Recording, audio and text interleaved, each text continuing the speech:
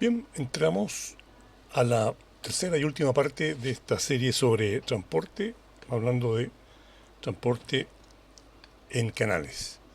Ustedes recordarán de la primera sesión que eh, los gases como el CO2, el nitrógeno o el oxígeno atraviesan fácilmente la bicapa. Lo mismo el etanol. Y el agua es ligeramente permeable, puede atravesar la bicapa y con una permeabilidad chica, 17 por 10 elevado a menos 5 centímetros por segundo. Sin embargo, cuando uno estudia la permeabilidad del agua en membranas biológicas, o sea, bicapas que tienen proteínas, puede encontrar valores mucho más grandes que este, del orden de 915 por 10 a la menos 15, a menos 5 centímetros por segundo. Entonces, hay agua que está pasando, desde luego, por la bicapa, pero esa agua que pasa por la bicapa lo está haciendo a una velocidad similar a esta. De modo que esto implica que esta gran transferencia de agua significa que debe haber un mecanismo que no tiene nada que ver con la difusión en la bicapa. Y bueno, la suposición fue que este transporte podía deberse a alguna proteína que pudiera transportar agua.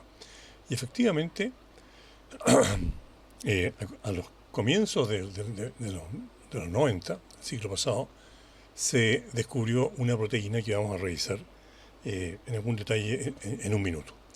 La otra cosa que quiero mencionar son los canales iónicos.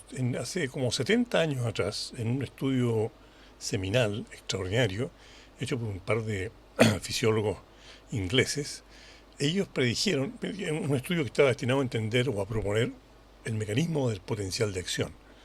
Y ellos propusieron una teoría según la cual la membrana debería contener eh, especies que deberían permitir el paso de sodio y potasio en ciertas formas. ¿Okay? Se deberían haber permeabilidades a sodio y potasio. Bueno, nosotros sabemos que las bicapas no son permeables a sodio y potasio y por lo tanto eh, esas permeabilidades tendrían que obviamente referirse a proteínas.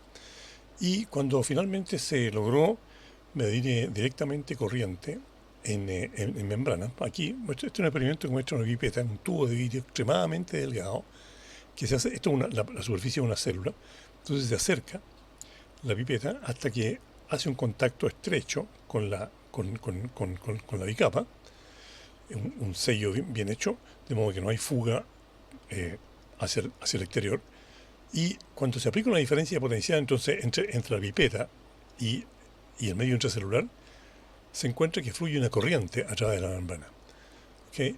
Y es una corriente que tiene, es extraña porque es una corriente que ocurre de asalto de una manera, eh, digamos, impredecible. Y, y esto entonces fue tomado como evidencia, y hoy día sabemos que es así, de la existencia de proteínas que dejan pasar eh, iones. Y por tanto la corriente que uno mide con la tecnología eléctrica corresponde al flujo de iones positivo o negativo, depende del caso, a través de la membrana, a través de estos canales. Entonces, esta clase nos vamos a centrar en el estudio de estas especies que son extremadamente importantes en la fisiología, porque están directamente involucradas en el control de las funciones, de muchísimas funciones fisiológicas. Ok, entonces tenemos que agrandar ahora nuestra clasificación inicial, que hablábamos del transporte no específico, la difusión en la bicapa, y el transporte específico, y nos referimos en la primera parte a los transportadores. Ahora vamos a hablar, como otra parte, el transporte también específico, el transporte a través de canales selectivos. ¿Qué es un canal? Esto es una proteína, y esto acá es un diagrama de un canal que ustedes van a llegar a conocer muy bien, que se llama el receptor de acetilcolina. Esta es una proteína integral de membrana hecha de varias subunidades, o sea, varias proteínas distintas que están en forma de este complejo. Y esta estructura contiene sitios donde se une acetilcolina. Es una cosa que vamos a conocer bien en la semana que viene. Y entonces, normalmente esta proteína está en un estado en que no deja pasar iones, pero cuando se une acetilcolina ocurre un cambio estructural y súbitamente esta proteína deja pasar iones positivos, sodio y calcio, y potasio. Eh, y entonces esto es un canal, ¿no? En la definición de Berkeley Healy, los canales son poros macromoleculares, o sea, no es cualquier poro, sino uno hecho por macromoléculas como proteínas, que están abiertos por ambos lados. ¿M? Y en esto los canales difieren drásticamente de los transportadores, porque los transportadores son proteínas integrales que se abren alternadamente a cada lado de la membrana. El sitio de unión de soluto está abierto a un lado o al otro lado, pero nunca simultáneamente a ambos lados. Entonces, el canal sí. Ok, entonces partamos por el canal de agua. Este canal de agua recibió el nombre apropiado de aquaporina. Y la aquaporina está hecha por 4 subunidades, o sea, 4 proteínas idénticas que se unen entre sí para formar este complejo. Esto está mirado desde arriba, perpendicularmente sobre la bicapa. Entonces, son distintas miradas a lo mismo. Aquí vemos el esqueleto de 2 de estas subunidades, que son solamente digamos, la secuencia de carbonos alfa. O sea, aquí vemos, como igual que antes, hélices alfa. Y acá tenemos lo mismo, pero acá están todos los átomos, no solamente el esqueleto como acá. Y entonces, si vemos cuidado, vemos que aquí se ve un agujerito que atraviesa toda la proteína de un lado al otro. ¿Okay? Y esta es la estructura ahora si la vemos desde el lado, o sea, mirando como desde el interior de la bicapa. Esta es una subunidad, esta azul, el rojo es otra de las subunidades que están acá, y por atrás están las otras dos. Entonces al centro de cada una de estas subunidades está esto, está un pequeño canalículo que recorre el interior de la proteína de esta manera. Esto es como la aquaporina cortada por la mitad, así como una manzana, y entonces esto es lo que uno vería. Estas son hélices y grupos que no voy a entrar a discutir ahora. Lo relevante es recordar que existe este canal que es muy estrecho y básicamente deja pasar en la parte más estrecha solamente una molécula de agua. Pero con estrecho y todo, esto es un sistema extremadamente eficiente porque estas aguas que pasan en fila, las moléculas de agua, sin embargo, pueden pasar hasta 5 por día, le dan 5.000 millones de moléculas de agua por segundo. Entonces tiene una enorme capacidad de transporte de agua y por eso estas proteínas son súper relevantes en muchas partes. Por ejemplo, en el lente del ojo hay una aquaporina que se llama la aquaporina cero. Después hay en los glóbulos rojos una pariente, una proteína homóloga, la aquaporina 1, que tiene que ver con el balance osmótico en los glóbulos rojos. Esta misma proteína está también presente en los riñones, en los tubos proximales, donde tiene que ver con la concentración de orina, y así sucesivamente. Aquí, esta es una lista muy corta de todos los tejidos en los cuales se han encontrado aquaporina. Básicamente, donde quiera que haya que mover grandes cantidades de agua rápidamente, están las aquaporinas presentes. Ok, y esto es todo lo que vamos a decir sobre aquaporinas, porque, bueno, no es necesario hacer más. Ahora vamos a ir a los canales iónicos, los canales que dejan pasar iones. Si uno hace este experimento que ya, digamos, describí hace un rato, una pipeta que toca una fracción de la membrana, y supongamos que la fracción, por azar, contiene un canal de iones. ¿Okay? Entonces, es posible que si uno cambia el potencial acá y uno puede ver los flujos de corriente a través del canal, porque a través de la bicapa, sabemos que la bicapa no deja pasar iones, por lo tanto no es posible que se mueva carga eléctrica a través de la bicapa, es únicamente a través del canal por donde puede fluir carga eléctrica, que tienen que ser iones, porque en los metales hay electrones libres, pero acá en una solución, en un medio acuoso, en un medio como este, no hay electrones libres, las cargas libres son iones. Bueno, esto es lo que se observa. Es un experimento en el cual tenemos iones potasio afuera por dentro y con una diferencia potencial de 20 milivolts se observa esto. El potencial está en valor cero, de repente pasa corriente, sigue pasando, esto se cierra, luego vuelve a aumentar, se cierra, el canal permanece cerrado por un tiempo largo y se vuelve a abrir, etcétera, y así sigue este camino. Entonces, vemos que la corriente pasa y luego deja de pasar y luego se mantiene el canal en silencio sin que pase ninguna por un tiempo largo. Y entonces vemos que este es un proceso que es completamente al azar, porque no hay ninguna ningún patrón acá que uno pueda decir, ahora el canal se va a empezar a abrir más, o es más probable que se abra, o es más probable que una vez abierto se mantenga abierto. Esto es un patrón completamente aleatorio, como ocurre con las proteínas. Entonces, la conclusión de esto es que en esta membrana tiene que haber una proteína que deje pasar una corriente eléctrica, que es lo que uno está viendo. Y esta corriente tiene que estar hecho de iones, en este caso iones de potasio. Ahora, que los canales son proteínas, eso está demostrado hace mucho tiempo. Después, podemos decir sobre esta proteína que esta proteína está pasando por dos estados. En un estado conduce corriente, o sea, deja pasar iones, o sea, está abierto. Y en el otro estado no conduce. Entonces decimos que el canal está cerrado, no deja pasar iones. En este caso, iones potasio. Y este es un mono muy simple para describir esta idea. En un estado, el canal está abierto, los iones pueden difundir de un lado al otro. Recuerden que los canales son, por definición, estructuras que pueden estar expuestos por ambos lados, ¿cierto? A ambos, al lado citoplasmático y el extracelular, a ambos lados de la membrana. Y en el estado cerrado, el canal entonces no deja pasar iones. La otra cuestión interesante es que la transición entre estos dos estados es aleatorio. Bueno, en el mundo de las moléculas todo es aleatorio. Si ustedes toman, este es un caso espectacular de digamos, visto con los ojos de la química, porque este es un caso en el cual se observa la actividad de una sola molécula. Normalmente cuando uno sigue un proceso cualquiera, una reacción química, un proceso bioquímico, fisiológico, lo que uno ve son respuestas que involucran enormes números de moléculas, son respuestas estadísticas. Pero acá lo que vemos es la actividad de una sola molécula de canal. Y eso es, y esa actividad, la actividad de una molécula siempre es aleatoria, no se puede predecir. Ok, entonces una pregunta que nosotros podemos hacernos es ¿cuántos iones atraviesan este canal por segundo?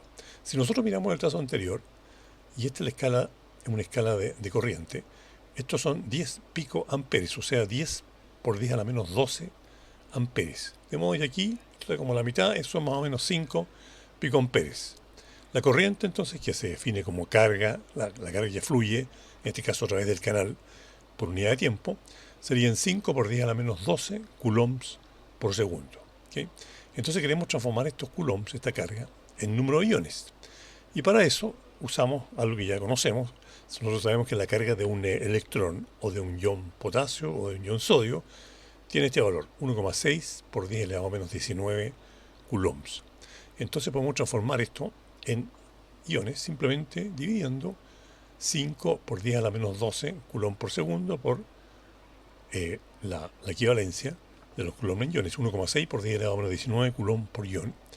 Y eso me da 3 por 10 elevado a 7 iones por segundo, o sea, 30 millones de iones por segundo. Esto es un flujo muy alto.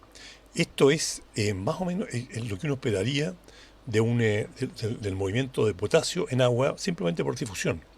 Es como que los iones atravesaran el canal sin ninguna dificultad, como si estuvieran difundiendo en agua. Es un flujo muy rápido. ¿Okay? A diferencia de lo que ocurre con los transportadores. En el caso de los transportadores, el transporte, recuerden, ocurre en una secuencia de 4 etapas, que son la unión del soluto, cambio conformacional, etc. Y 2 de esas etapas son etapas de cambio conformacional que implican reordenamientos, recuerdan ustedes de estas hélices, o sea, formación y ruptura de muchos enlaces en la molécula. Y eso toma tiempo, toma energía. Entonces es lento. ¿Okay?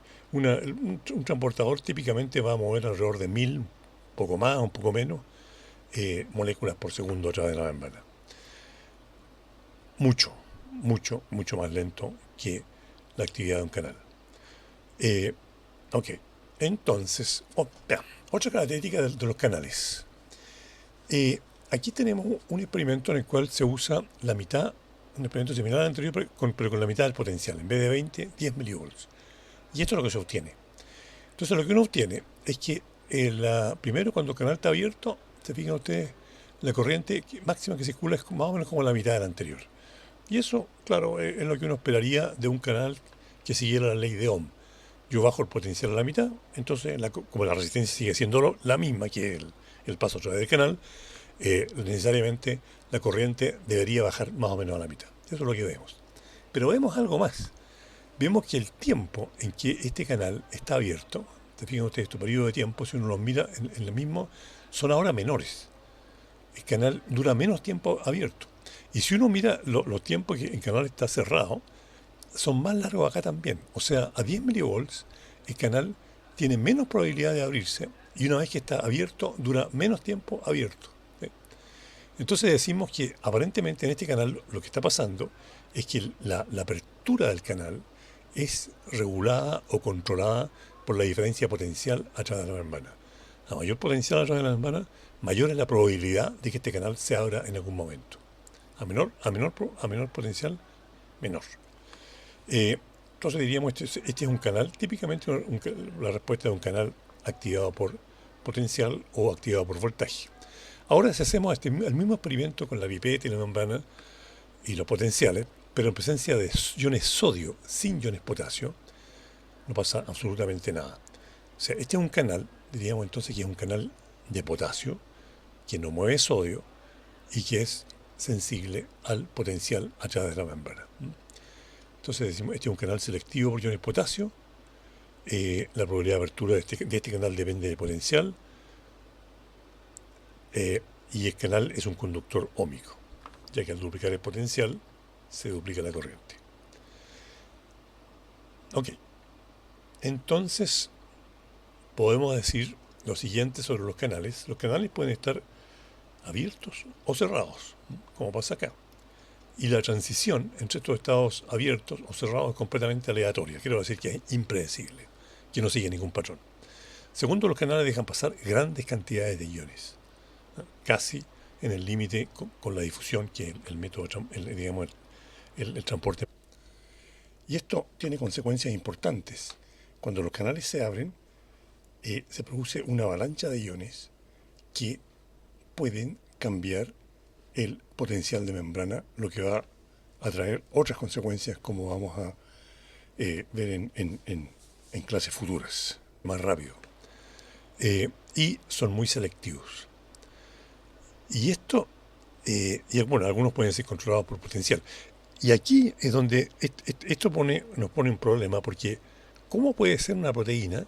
¿Cómo una proteína puede tener un mecanismo de reconocimiento, de modo que le pueda ser selectivo y al mismo tiempo dejar pasar grandes cantidades de iones, como si no hubiera ningún reconocimiento, como si la membrana fuera un simple agujero, como si el canal fuera un simple agujero a través del cual pasan los iones? Esto fue un problema que, digamos, tomó un tiempo largo en resolverse. Pero antes de seguir con eso, ya que estamos hablando de canales controlados de potencial, vamos a mencionar que, para que vamos conociéndolo, porque vamos a hablar de muchos canales en nuestro curso, de este curso de fisiología y en el curso de fisiología 2 también. Y entonces les presento 4 canales, que son a su vez son familias de canales, no es un canal. Tenemos los canales de sodio dependientes de voltaje, o sea, canales que tienden a abrirse cuando el potencial de membrana aumenta. O sea, cuando la diferencia, cuando el potencial de membrana se hace menos negativo. Y es un canal crucial en la transmisión de potencial de acción. Tenemos los canales de potasio dependientes de voltaje, que también son fundamentales en el mecanismo de potencial de acción. Canales de calcio dependientes de voltaje, que están presentes en un sinnúmero de procesos, como por ejemplo la secreción hormonal, la neurotransmisión, la contracción muscular, etc. Los canales de cloruro dependientes de voltaje, que son fundamentales en la excitabilidad celular, como van a aprender ustedes en algunas